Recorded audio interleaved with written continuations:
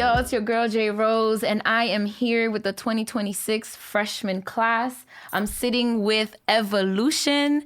It's an honor to have you. Thank you for being here. I want to jump right into things. Is that cool? Absolutely. All right. So I want to know, what part of your life has shaped your voice today? What part of my life? I would say all of it. You need the moments where you're censored. You need the moments that you are repressed and suffering, whether that be with family or societal systems, school, education in that sense, and work. I needed all of that to help me understand the power of my experience and my voice.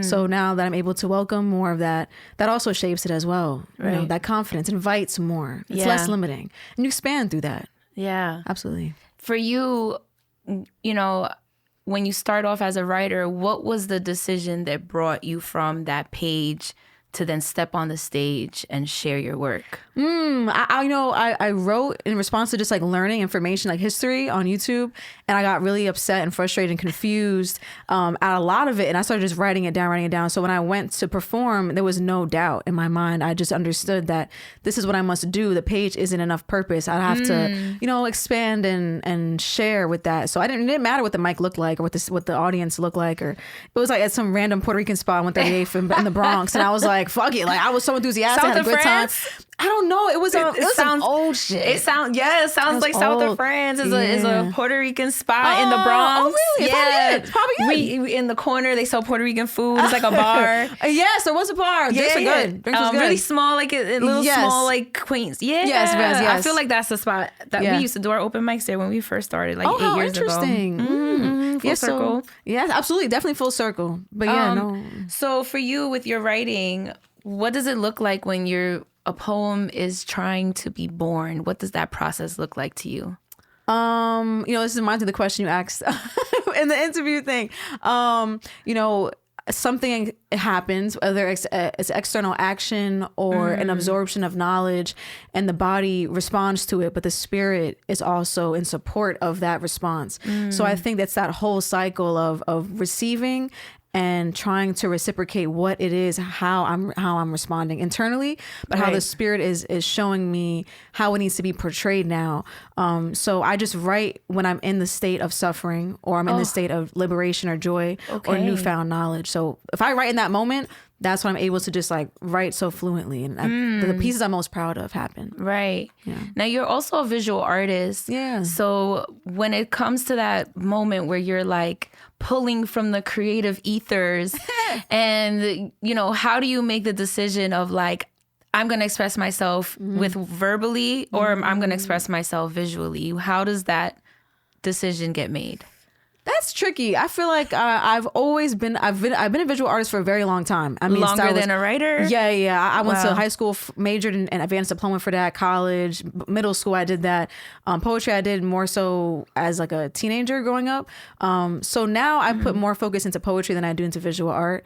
I would say I represent myself more through poetry than I do in art. Okay. But I'm still in that process, I would say, for visual art. Yeah. Yeah. I think that journey, the creative journey, there's no like end or stop to it. It's just so ever flowing. Yes, ever evolving. It's always transformative. Evolution. Absolutely, yes. I love that. Is that how you kind of, was that, well, I guess what was the inspiration of you coming up with the name Evolution? Well, originally it was Live the Lyricist, and that didn't last very long at all. I was like, I can't always be like lyrical. I have to also embody what evolution, like the ever-changing and adapting model that I am is always moldable. Like I want to embody this state of intersectional growth, and so that no matter where I am on this journey, I'm always evolving. So whether it's visual art, if it's poetry, if it's music, whatever I do in life, the name will always fit. So it was just that's true. It's a very like evergreen kind of name. I love it. I love it. Thank you. And now speaking of this, like evolution, what are you currently unlearning as a person, but also as an artist? And it could be different, whatever you feel that that feels like for you? Unlearning, that is constantly for sure happening. Unlearning, I would say more so the modalities of the capitalist system, understanding what intersectional really is, diving deep into what decolonial feminism looks like and how I can practice that. So unlearning constantly language, practices that no longer align with who I am becoming, and how the art needs to reflect that. I would say most simply, yes, that. So who are you right before you step on that stage? Oh, who am I before I step on the stage? Oh, the same absolute person. I have to make sure there's consistency. I can't be different. I'm a character on and off stage. Absolutely, indeed. I am dynamic. My tone is always fluctuating, and that's on and off stage. I would say more so on stage, though, I am embodying some sort of character sometimes. Okay. Yeah. Like a alter ego. Yes, or like perhaps maybe characters that I didn't get a chance to speak for themselves, like ancestors for that sense. Or I like love that. Things of that nature. Okay, I could definitely see that. Thank you. Definitely. What was your reaction when you learned that you were going to be a part of the freshman class? I was lit. I was like, nah, it's lit. You know what I'm saying? Now, as you grow, you can't be surprised anymore. You have to be like, all right, I deserve that. Yes, you know what I'm saying? It can't be like, damn, I absolutely. can't believe this happened to me. No, I can believe it. You know what I'm saying? I put in the work, and you have to know that. You know, and that's okay to say that. I think people for some reason stigmatize confidence, and that you can't be too confident. But yes, you are deserving of every opportunity that comes your way. Whatever comes your way is meant to happen. Right. And I have to step into that. So I was all right. This is a new challenge I have to walk into. Yeah, I love that. And I'm so glad you said yes, that you were happy to join us. Very grateful. All right, real quick, lightning round, 1-word answer. I need to know when you're writing, coffee or tea?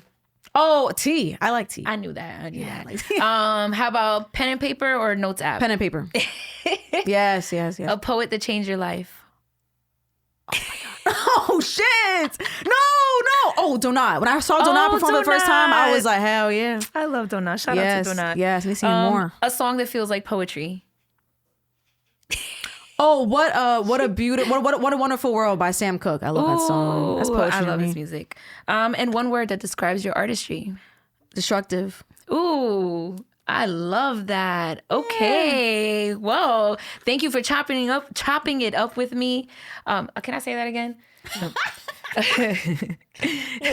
Thank you for chopping it up with me. Are you ready to show them what freshmen do? Absolutely. Yes. Indeed. So let's get it. We'll be right back with a performance from Evolution. Hey, that was good. How many miles can this here Negro run? How many lines does poet get done in 3 minutes? You know, fuck it. Make it one. Make that Negro run. Rampant, soul breaking and jambins, from paper to tongue taste funny when they mix that humor with that hunger. You is a hungry one. Stun the judges so much. You is our next featured shotgun performer. Toned hunger. Appetite for destruction, that kind of driven disturbance draws crowds of salivating souls searching to drool over you at my shows. Pay $40 like this here seat gold. Sold they lunch for this ticket. Starved watching you, wondering how they could do it too. You is our featured performer. Beat enough niggas on a stage, paid not even a quarter of what you probably spent over the last couple months just to be bought out today. I remember how many battles you lost.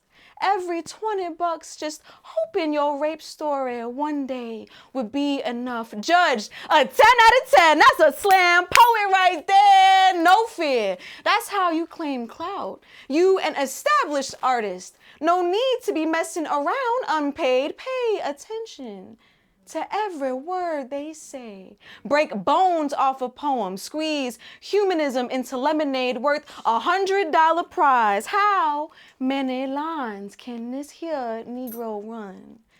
How many miles this poet get done in 3 minutes? You know, fuck it. Make it one. Make that poet run. Ooh. Thank you. She pulled out